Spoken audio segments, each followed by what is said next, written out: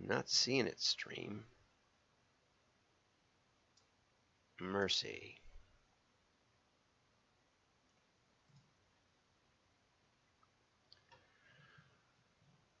Okay, we'll try logging in.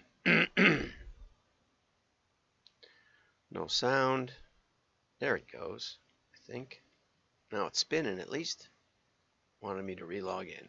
Okay. No, it's spinning at least. Wanted me to relog in. 5, 4, 3, 2, 1. I'm John Miglosh for the WDMA. We're going to talk about branding and retention today, which is, a little off my usual direct mail spin, but stay tuned, and I think we'll have some insights into it. I hope so. Anyway, but before we go, let's have some fun. Here's a Lego commercial for the holidays. The kids are playing Legos, building stuff in the house.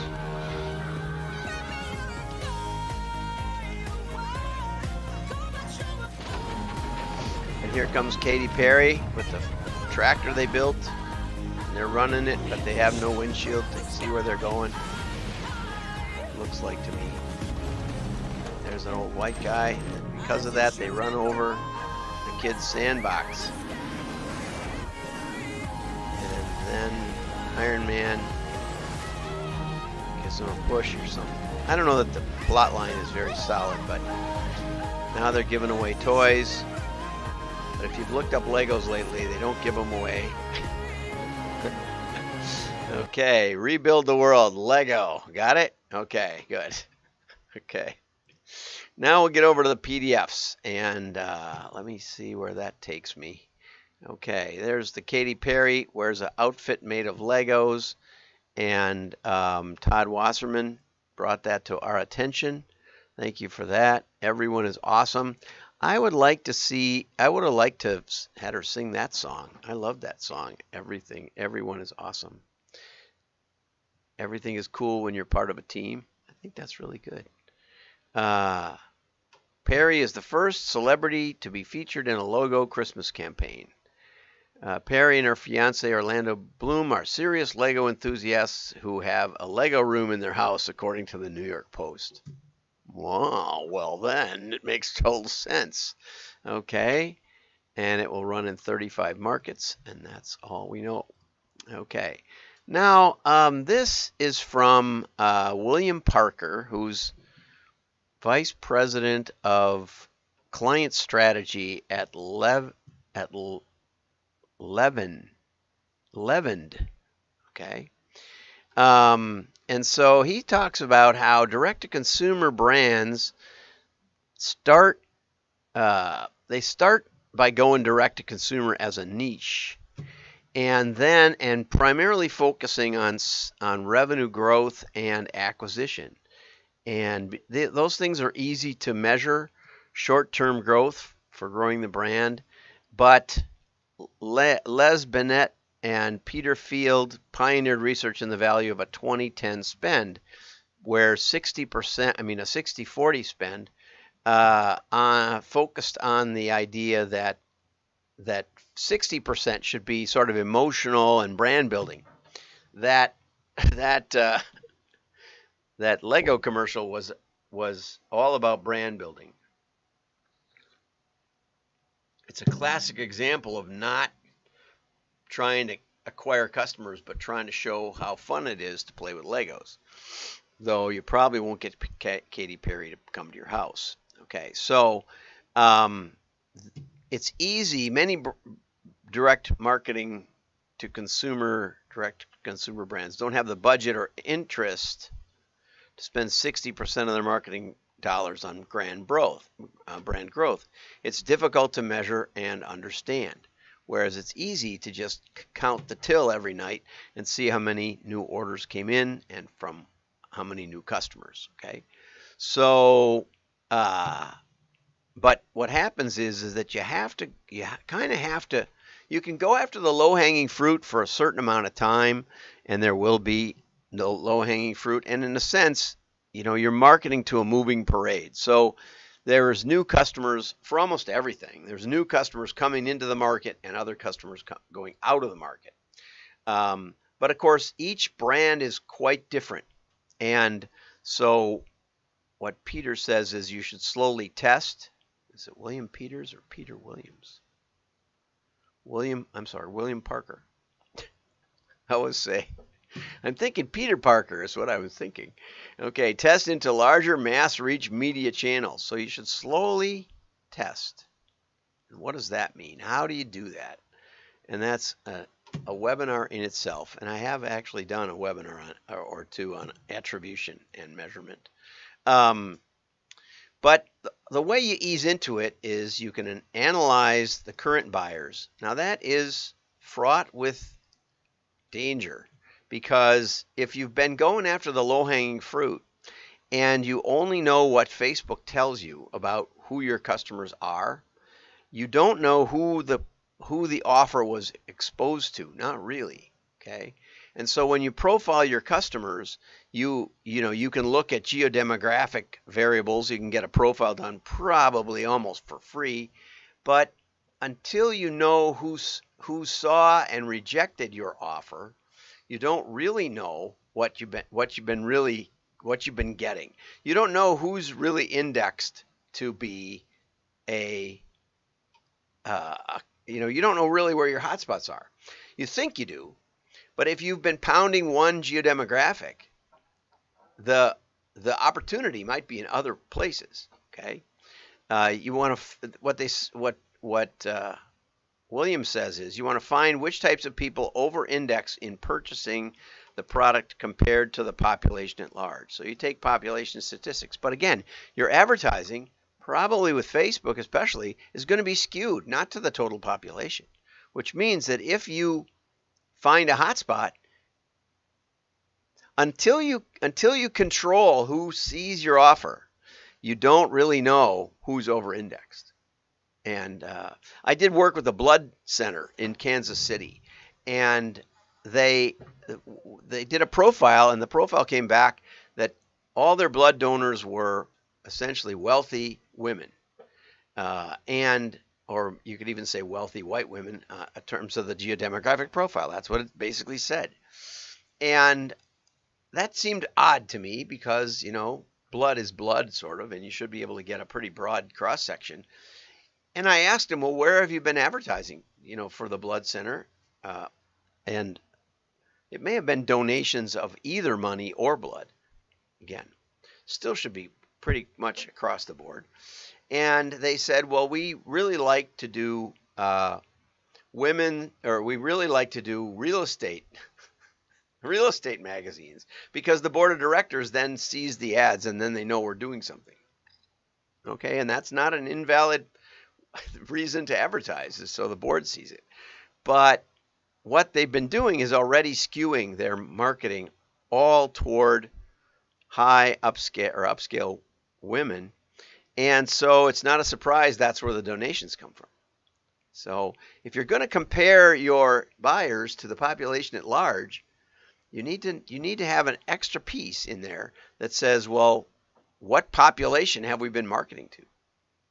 Otherwise, you're just finding self-fulfilling or circular data. Okay, expand the target not just to those who are likely to purchase a product, as done in conversion strategy, but those that share similar traits to people who are. Okay, I mean, it sort of makes sense. It's like in theory and practice are the same, but in practice they're different. And this would be a great example of that. Is that as you transition, you need to keep in mind that you've been highly focused often, and sometimes unknown to you, in one geodemographic, because you let Facebook pick who saw your ad. And a lot of people haven't seen your ad. So you may want to get out of that first.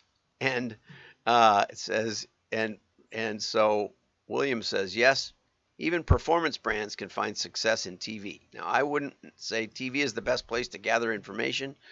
I think direct mail is a great place to start, because you can find definitive answers in terms of your geodemographic mix. One way to do it is with more or less saturation mail around your stores, but your stores will have a geodemographic skew as well.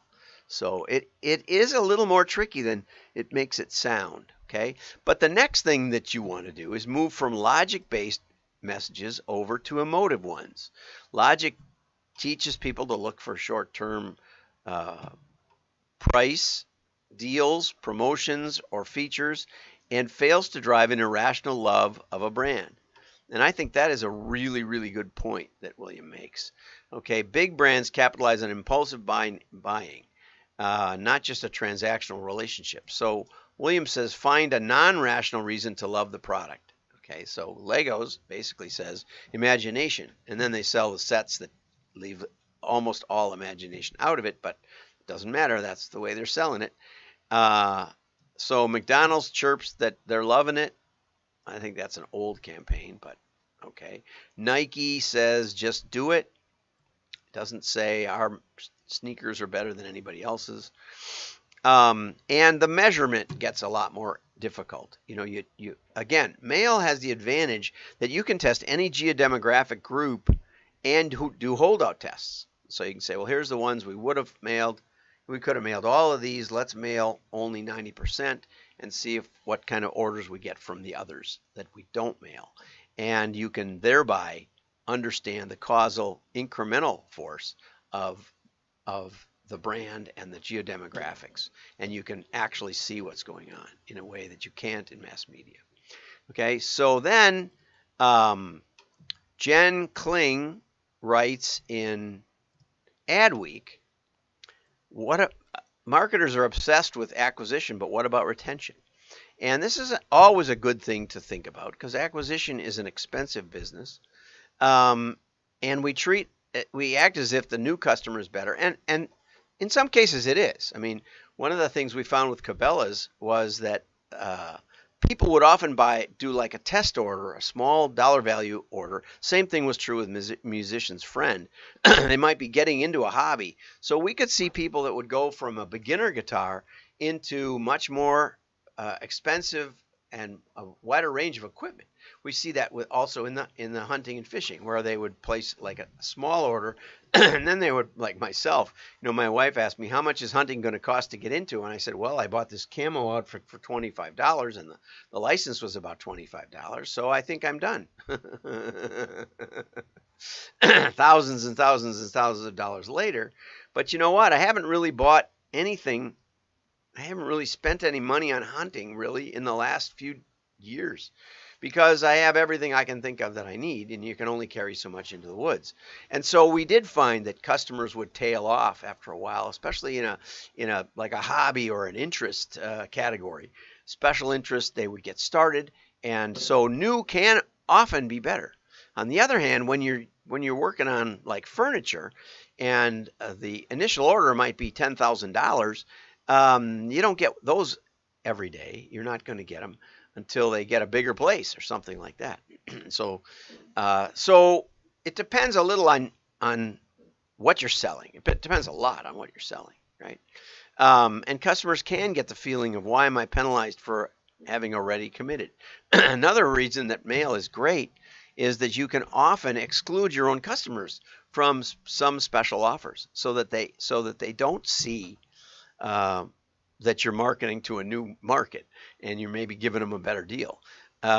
When we were working with Pet Edge, which sold dog grooming supplies, we found an entire market that was people just wanting to, well, it was not fancy dog groomers, not best of show kind of award-winning hairstylists for dogs, but it was more about just cutting the burrs off the dog for the springtime when the weather warmed up. And that was a huge market, and they didn't require a lot of really high-end equipment. So we did a special version of the catalog in order to not alienate our real customers, our long-time customers, who were the salon dog groomers. And it was possible to do that with mail, and it worked out really well, and a very big growth idea. So you have to think about what you're after, But it is possible to tune branding and acquisition and retention to some extent. In catalogs, for example, you can do a lot of branding slipped into the page structure. So Land's End always has been talking about, where they get their wool from and how they source their products and how much care goes into their stuff. And I really like it. I've always liked it. It's been great. And so you can mix it in with a big enough vehicle, and we're not limited to 30-second little TV commercials with catalogs. We have a lot of real estate, and I encourage you to spend some of that on brand building. The other thing is that you can optimize.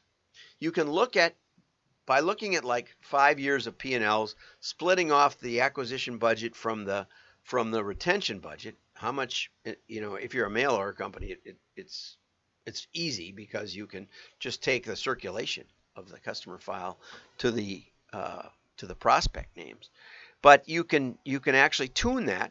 You can look at what you're spending in acquisition. You can look at what you're spending in retention, and you can see that if the retention percentage increases, and you don't lose customers as quickly, that you can end up growing faster.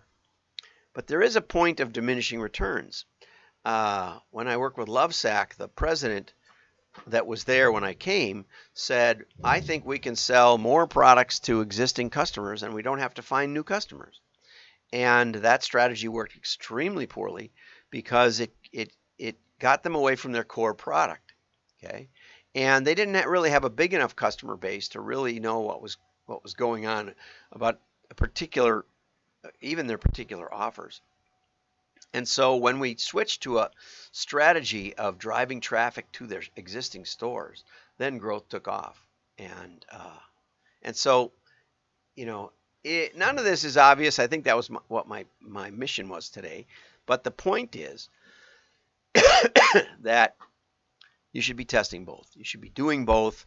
You should be embedding some brand and value and emotion into your marketing, and you should also be making sure your customers, as far as possible, are happy. Now, that said, I've taken clients off of unlimited product guarantees.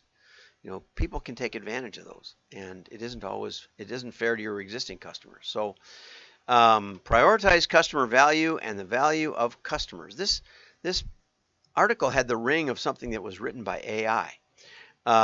With happy, loyal customers comes positive word of mouth and recommendations leading to the acquisition of new customers. Retention is performance. Okay. And one of the things that happened with Lovesac, when we mailed the customers more often and we did some holdout testing, one of the things we found, and Matchback, is that for every repeat order we got from the customers, because it's very, very, very expensive and long-lasting furniture, we found 2 orders from neighbors next door or really close by. And so that gives you another clue. Anyway, a lot to think about. Have a great day. Like and share. Your friends will know you're smart.